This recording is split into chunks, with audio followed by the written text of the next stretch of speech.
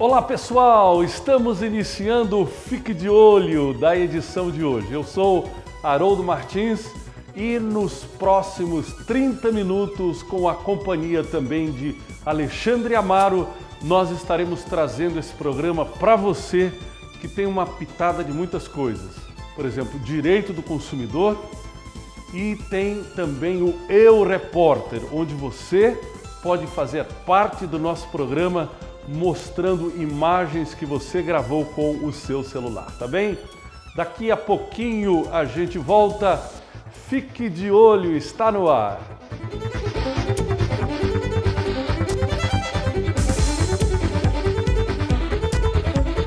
Só para alertar vocês, um colega da gente trabalhando, Deixa eu te dar meu cu. olha para você ver como que parece ser de verdade, mas uma dessas duas notas são falsas. Olhando assim, já que tem uma verdadeira e uma falsa, dá para você perceber logo qual que é a falsa. Mas num monte, igual ele pegou 1000 conto, ficando rico, um monte de nota, acabou ele pegando uma cédula falsa. Olha para você ver a artimanha dos bandidos como é que tá. Essa nota de cima, essa é a verdadeira. Lógico, essa é a falsa. Olha a faixa holográfica da verdadeira. Olha a faixa holográfica da falsa. Para uma pessoa leiga, que não entende direito, ou um pouco mais desatenta, com certeza vai passar. Mas olhando bem com atenção, você vai ver que a diferença da cor, essa daqui é muito mais escura. E uma diferença aqui também são alguns itens de segurança, por isso que você tem que conferir.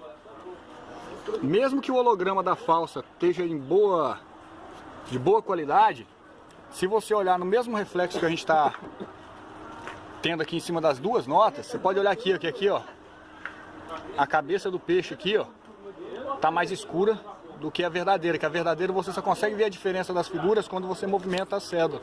Aí você vê a diferença das figuras. Na falsa não. Na falsa você já vê a diferença logo de cima. Essa figura aqui também, ela não brilha olhando de cima, já na de baixo ela brilha. Essa daqui é a falsa, mas quando você movimenta, ela vai brilhar também do mesmo jeito. Ela tem um holograma muito bem feito. Outro item de segurança que a gente olha é aqui, ó, que tem um lado de uma figura, uma metade do número, e do outro lado a outra metade. E você só consegue discernir o número que é o equivalente ao valor da nota, quando você olha no contraluz e olha as duas cédulas. Tá vendo?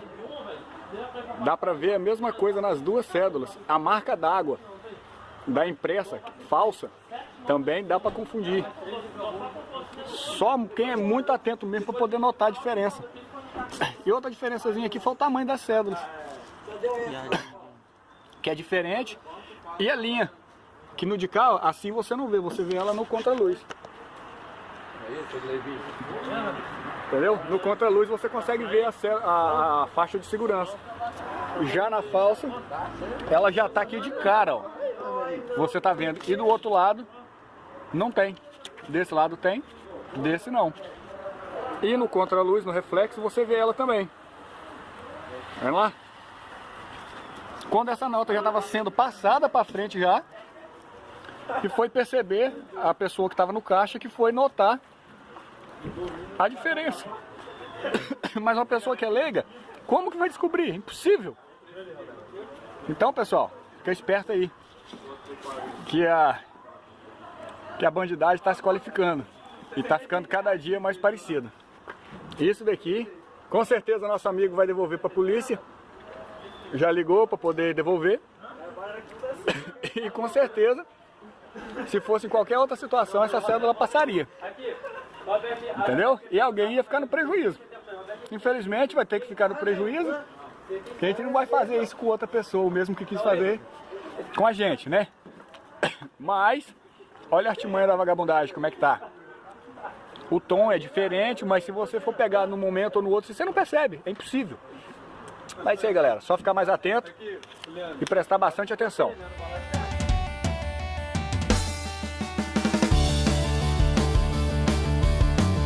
Nós estamos chegando aqui no Parque Estadual de Vila Velha, aqui bem próximo a Ponta Grossa, onde nós vamos mostrar para você as belezas do nosso Paraná.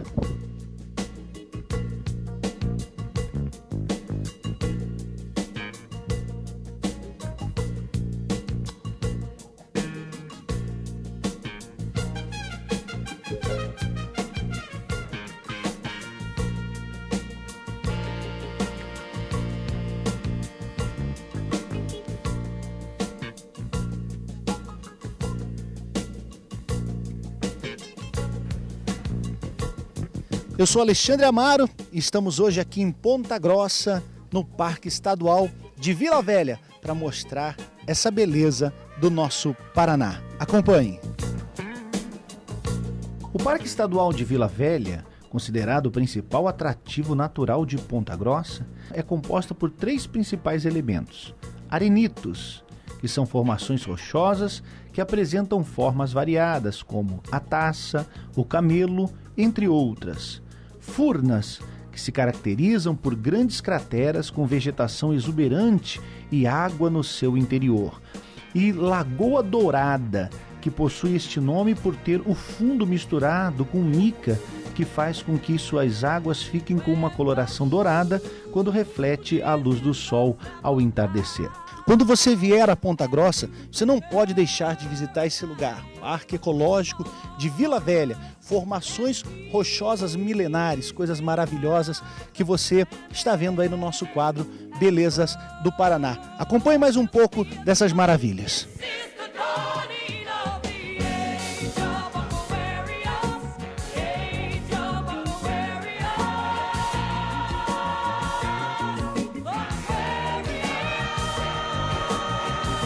Aqui no parque também temos algo muito interessante chamado furnas.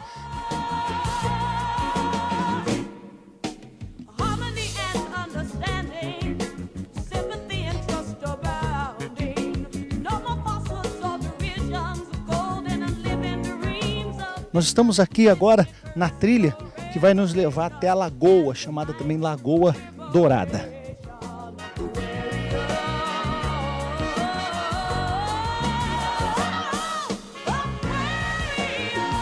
Aqui dentro do parque você também tem outra beleza, que é a Lagoa Dourada.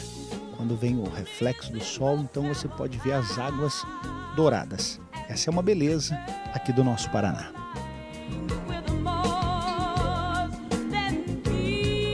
A responsabilidade administrativa do parque é do IAP, Instituto Ambiental do Paraná. O acesso se dá pela rodovia BR-376, Ponta Grossa-Curitiba, quilômetro 28, a partir de Ponta Grossa, saída pelas avenidas Visconde de Mauá ou Avenida Visconde de Taunay. Os dias para visitação são sexta, sábado e domingo e feriados. O atendimento é aberto ao público. Horário de visitação das 8h30 às 17h30, com entrada permitida até às 15h30. Limite de 800 pessoas no parque ao mesmo tempo. Esse foi mais um quadro Belezas do Paraná. Não deixe de curtir a nossa página no Facebook, Alexandre Amaro, também o nosso Instagram, tá bom? Dentro em breve, mais uma beleza do nosso Paraná.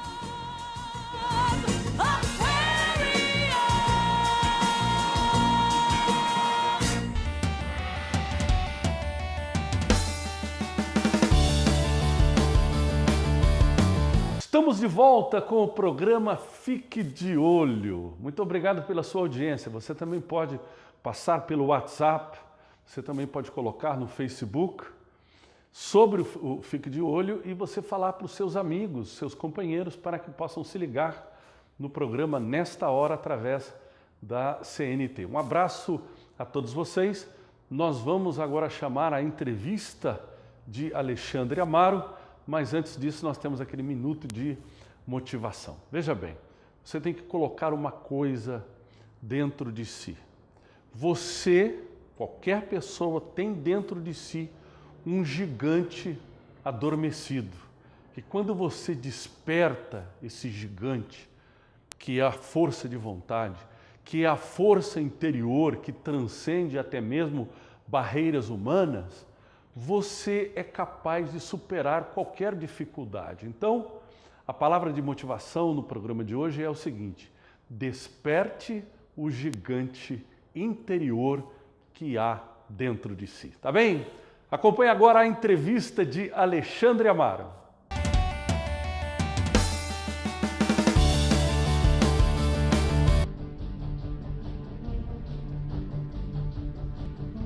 Estamos nas ruas de Curitiba para falar de alguns assuntos polêmicos.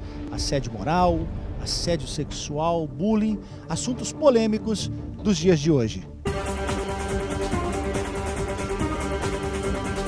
Eu saí da academia e eu peguei carona com um amigo meu. Que eu achei que fosse amigo meu. E entrei no carro e fomos conversando e durante esse meio tempo ele achou que, pela minha humildade e simpatia minha que eu tenho com ele, ele achou na autoridade de me assediar. Eu tive que tesourar, porque assim, eu não tenho nada contra as pessoas que são homossexual, mas é uma coisa que acho que ninguém gostaria, de ser assediado logo assim, uma pessoa do mesmo sexo.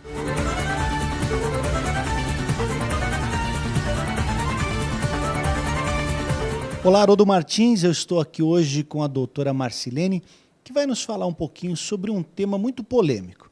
Assédio moral, assédio sexual e bullying.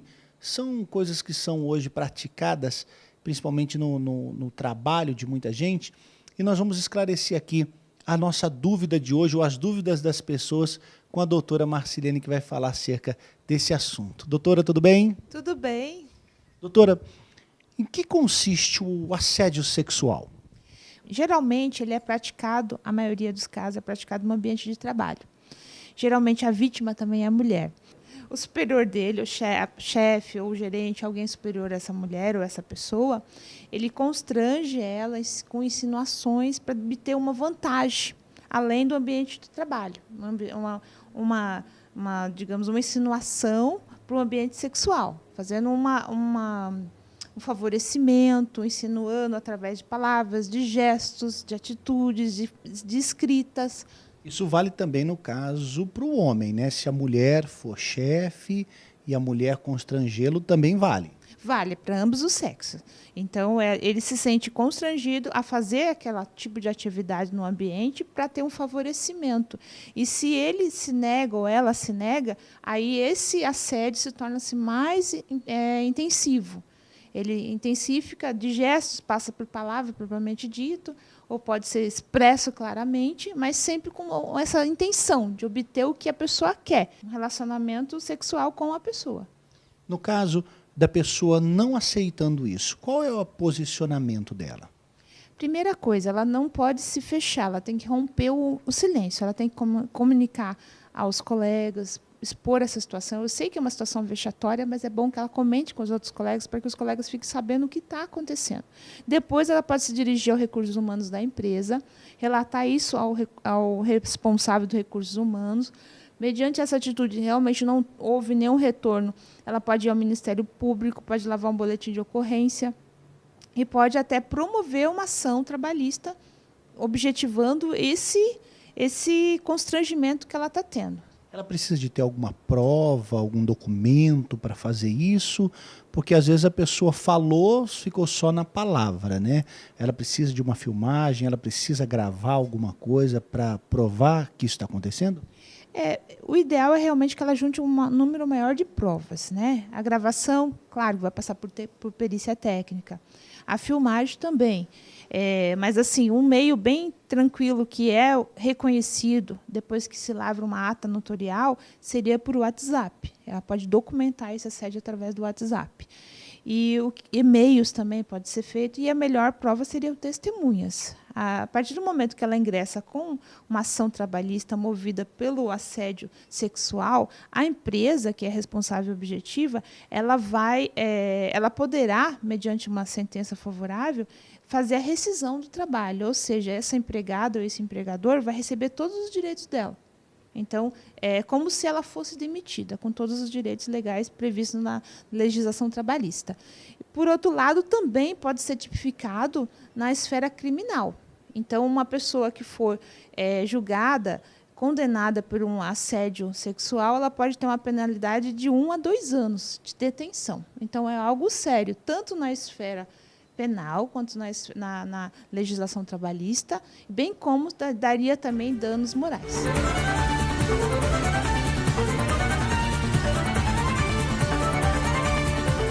Passa muito da hora, eles não estão nem aí pra gente. E se a gente for reclamar,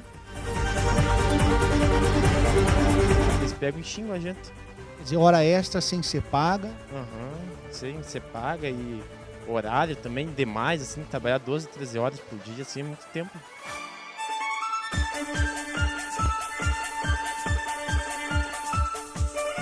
O que se dá conotação de assédio moral dentro do trabalho, fora do trabalho, assédio moral? Então, especificamente no ambiente de trabalho, que também é algo muito grande, um número enorme de ocorrências, ocorre quando a pessoa também é subordinada a alguém, ou pode ser o inverso. Pode ser o inverso quando, geralmente, a vítima é o agressor, é um funcionário, e a vítima, na verdade, é o superior dela. É raro isso acontecer, mas acontece. E até também pelos colegas de trabalho. Geralmente, a pessoa é posta em situação vexatória. Às vezes, é colocado em xeque o profissionalismo dela, é colocado em xeque as vestimentas que ela usa, é considerado também o descaso para com ela. Então, de repente, uma reunião ali, o chefe ou alguém chega, não cumprimenta essa pessoa, ou não fala com ela publicamente, fica nítido que ela está sendo constrangida mediante as outras pessoas. Isso também é um assédio moral. E o fato também de deixar ela com uma autoestima em baixa, né? Colocando ela como uma pessoa incapaz de fazer aquela atividade, ou até mesmo colocando muitas tarefas para ser executadas. Isso no ambiente de trabalho. Fora desse ambiente, o assédio moral justamente é isso, para colocar a pessoa com baixo nível de autoestima, colocar ela como uma pessoa inútil, uma pessoa, digamos assim, que não tem capacidade para várias áreas, não só profissional, faz com que a pessoa fique constrangida ao ponto de procurar até um profissional, um psicólogo, e fique inibida de sair de casa, de ter relacionamento com os amigos. Então, a pessoa fica realmente fechada para o mundo por conta desse assédio moral. Nós, hoje, principalmente, vemos que dentro das empresas, as pessoas têm que desempenhar mais de uma função. A pessoa, muitas vezes, tem que ser polivalente, assumir vários cargos. Isso também é uma maneira de constranger a pessoa, porque às vezes ela não se dá bem num outro cargo, ela não consegue fazer uma outra coisa, ou uma carga excessiva de trabalho. Isso também se configura como assédio moral? Sim, é configurado quando existe o acúmulo de tarefas. Isso também é considerado moralmente. Por quê? Porque a pessoa, com acúmulo de trabalho, ela não vai conseguir desempenhar o seu melhor. Ela vai realmente deixar a desejar. E ao momento que ela não consegue acumular um monte de funções, o trabalho dela realmente vai estar restrito, e ao ponto do superior, ou a pessoa que ela é subordinada, vai chegar até ela e vai falar: você não é capaz de fazer essa atividade. Então, mas ela não que ela não seja capaz, é que o acúmulo de função fez com que realmente ela não conseguisse concluir aquelas atividades. E nesse caso também ela pode procurar os seus direitos? Ela pode realmente procurar os seus direitos, ela pode realmente ingressar com ação. Nesse caso, se for um ambiente trabalho, a justiça competente, a Justiça do Trabalho, que de acordo com a emenda 45, qualquer assédio, seja sexual ou moral, é regido pela legislação trabalhista. Ele que é o juiz competente para julgar. E ele pode atribuir uma indenização para essa pessoa, por conta desse constrangimento mediante a prova, que pode ser feita por vários tipos de meios, como foi relatado no assédio sexual, como outros também. E o principal é a testemunha. Agora, doutora, se essa pessoa que nos assiste agora, ela já saiu do trabalho devido ao assédio que teve e ela não procurou seus direitos, ela não fez nada, ela pode ainda assim, hoje, passado algum tempo, recorrer a isso, procurar os seus direitos? Sim, ela pode, tem um prazo. Se for um ambiente de trabalho, ela tem um prazo de 2 anos, contar a partir da saída dela da empresa. Ela pode realmente pleitear, juntar as provas, conversar com colegas que já estão na empresa ou já saíram, que podem realmente testemunhar, que presenciaram esses atos, tá? E, de repente, fora do ambiente de trabalho, ela também pode procurar um profissional do direito para ingressar com a ação de danos morais. Também tem um período até maior, de 3 anos.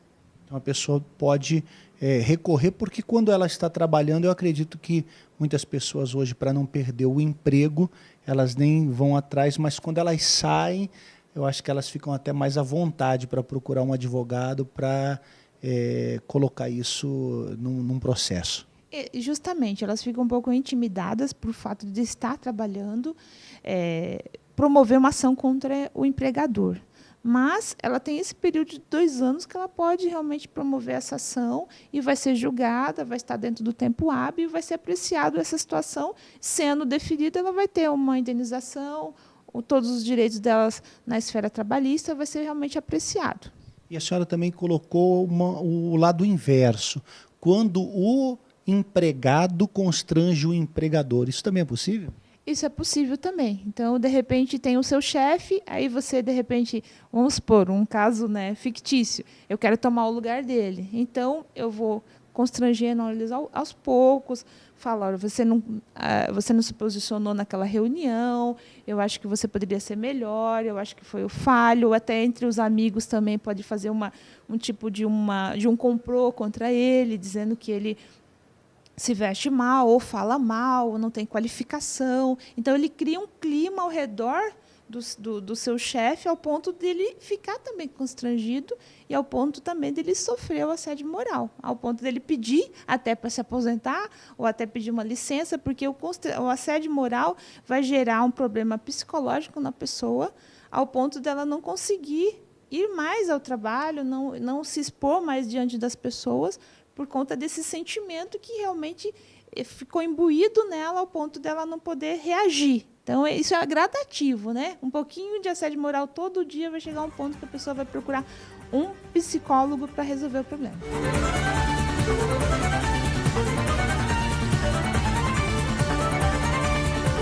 Bom, eu era a esquisitinha da sala. Eu era tipo a nerd, então ninguém falava comigo, eu já era bem extrovertida e, tipo, meio que fazia questão que as pessoas faziam questão de não falar comigo, então eu era totalmente excluída. Isso te acarretou assim algum problema? Muitos problemas. Até hoje eu sou extremamente insegura em interação social. Tipo, eu fico pensando o que a pessoa vai achar de mim, o que ela vai pensar de mim. Aí eu faço de tudo para as pessoas gostarem de mim. Então, tipo, eu crio essa pressão dentro da minha cabeça para as pessoas gostarem de mim.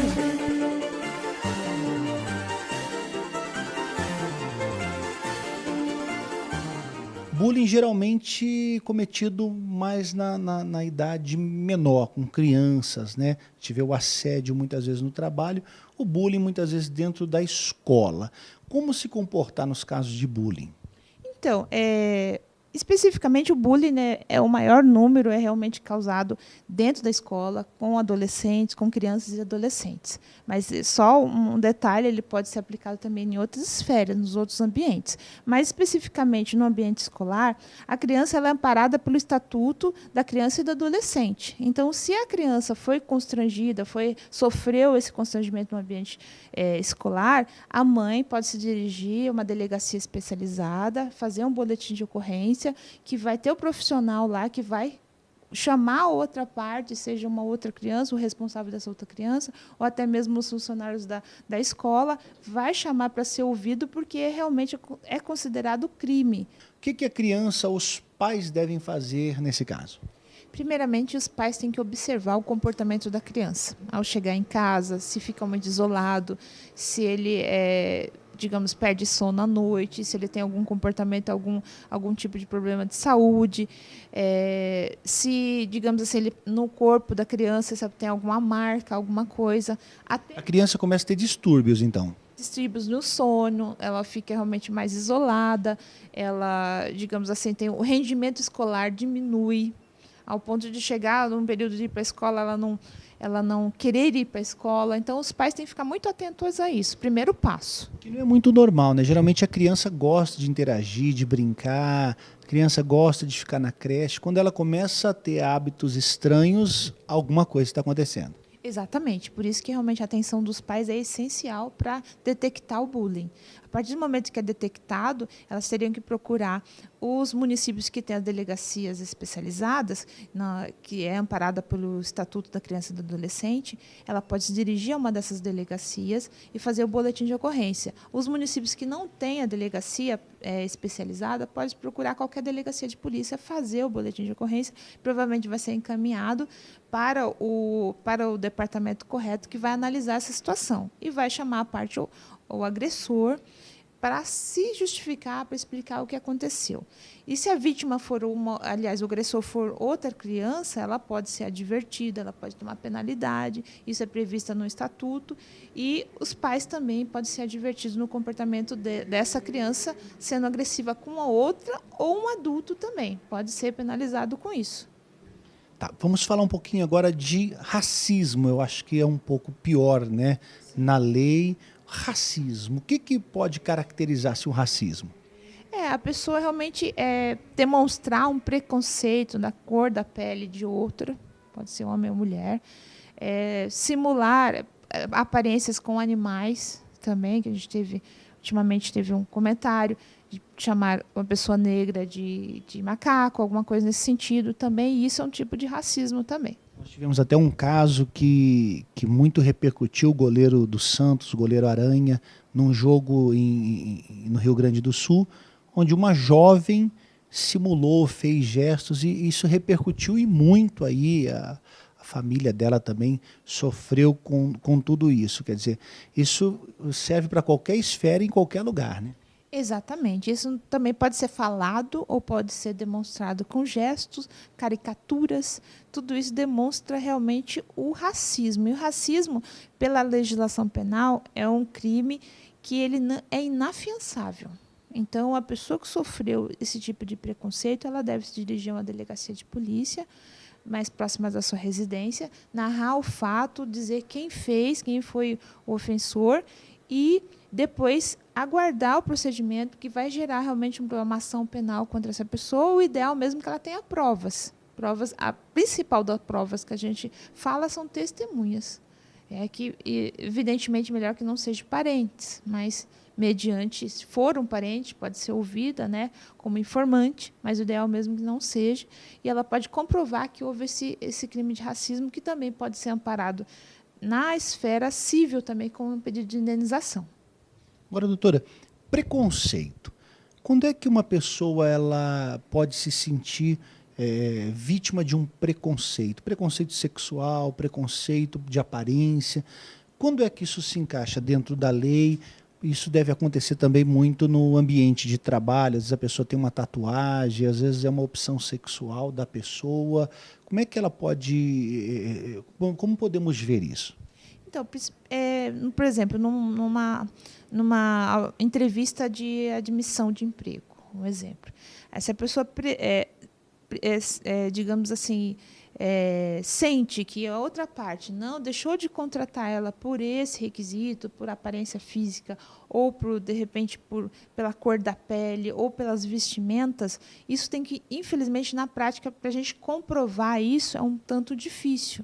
Mas existe meio sim de comprovar, principalmente com testemunhas ou, de repente, algo escrito. Mas esses constrangimentos, geralmente, é um pouco difícil a pessoa expor, não vou te admitir por causa desse problema. Então, teria que ser bem sutil, analisar como é que foi, tirar mais respostas mais precisas, por que não foi.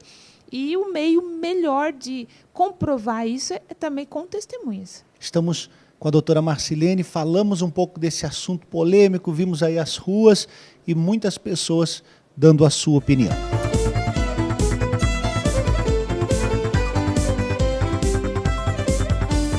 Chegamos ao finalzinho do nosso programa da edição de hoje. Eu sou Haroldo Martins e junto com Alexandre Amaro nós trazemos sempre neste horário este programa para todos vocês. Muito obrigado pela sua audiência, a todos os telespectadores. Contamos com a sua fidelidade em nos assistir e você também poder participar do nosso programa através do WhatsApp, através das redes sociais e também, lembre-se, participar do segmento Eu Repórter do nosso programa. O meu muito obrigado, até a próxima edição do programa. Fique de olho, tchau!